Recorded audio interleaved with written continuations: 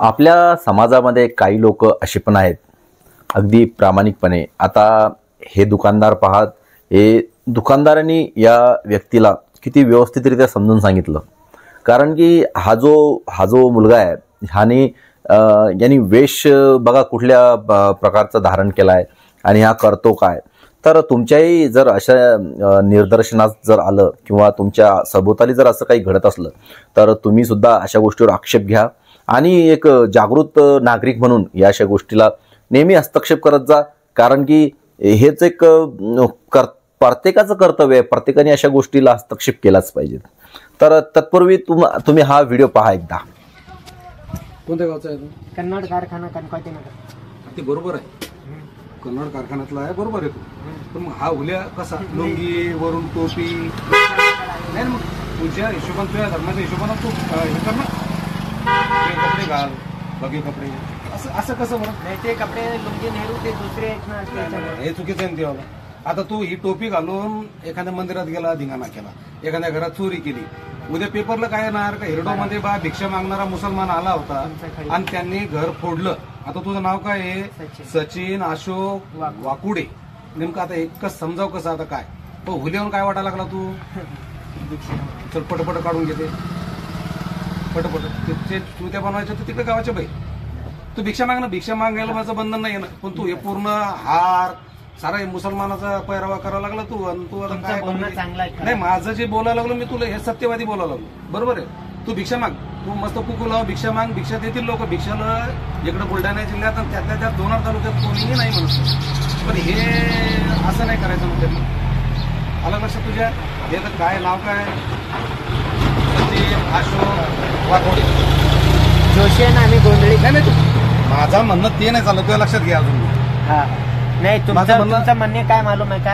असं आमचं समजून घ्या. पण चोरी झाली काय झाली काय म्हणणार? समजा आता तू चालता चालता एखाद्या गाडीचे काच फोडले, धरून घे का एखाद्या गाडीतून तुला 2-4 लाख रुपये चोरीचे काढले, धरून घे. काढले नाही पण काढले. मी जरी असलो सीसीटीव्ही फुटेज मध्ये जर तू आला तर काय म्हणणार का माझ्या जरी मुसलमान होता का नाही?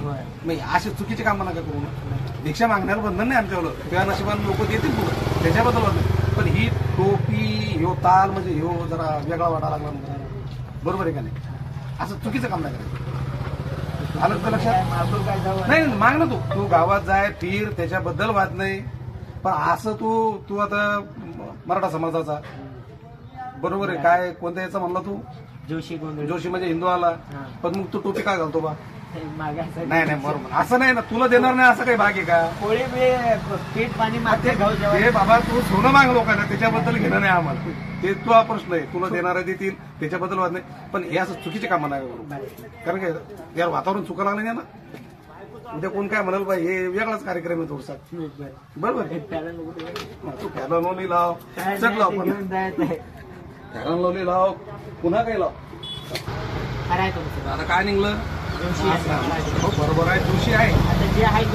हो पण मग हे असे चुकीच्या कामं नका करून टोप्या गिप्या घालून असं. कोणाला काय वाटतं ते असं झालं. आता इस्कुशिक दाढी काय म्हणणार आहे? मी मुसलमान तुला काय मुसलमानीकडे चुकीचं व्हायला लागलं नाही. असं करू नका. तुम्ही व्हिडिओ पाहिला असेल आणि तुम्हाला समजलं पण असेल सगळं. म्हणजे अर्धाच व्हिडिओ पाहिला की सगळ्या गोष्टी लक्षात येतात नेमकं होतंय काय घडतंय काय. तर अशा प्रकारच्या जर काही घटना जर आपल्या सभोवताली जर घडल्या किंवा घडत असल्या तर तिथं नक्कीच एक सुजाण नागरिक म्हणून तिथं हस्तक्षेप करा आणि या अशा गोष्टी घडू नये जेणेकरून याचे समाजाला विपरीत परिणाम होतील. अशा गोष्टी घडू नये त्यासाठी एक सुजाण नागरिक म्हणून नेहमीच अशा गोष्टीमध्ये हस्तक्षेप करा. चला तर मित्रांनो, तुमच्यासोबत पण असं काही घडलंय का? तर घडलं असेल तर आम्हाला कमेंट करा. आणि हो, हा व्हिडिओ जास्तीत जास्त शेअर करा जेणेकरून हा आपला एक छोटासा संदेश आहे समाजातल्या प्रत्येक व्यक्तीपर्यंत पोहोचला पाहिजे. चला तर आपण भेटूया पुढच्या व्हिडिओमध्ये नवीन अशा विषयासह. तोपर्यंत काळजी घ्या. चला तर मग.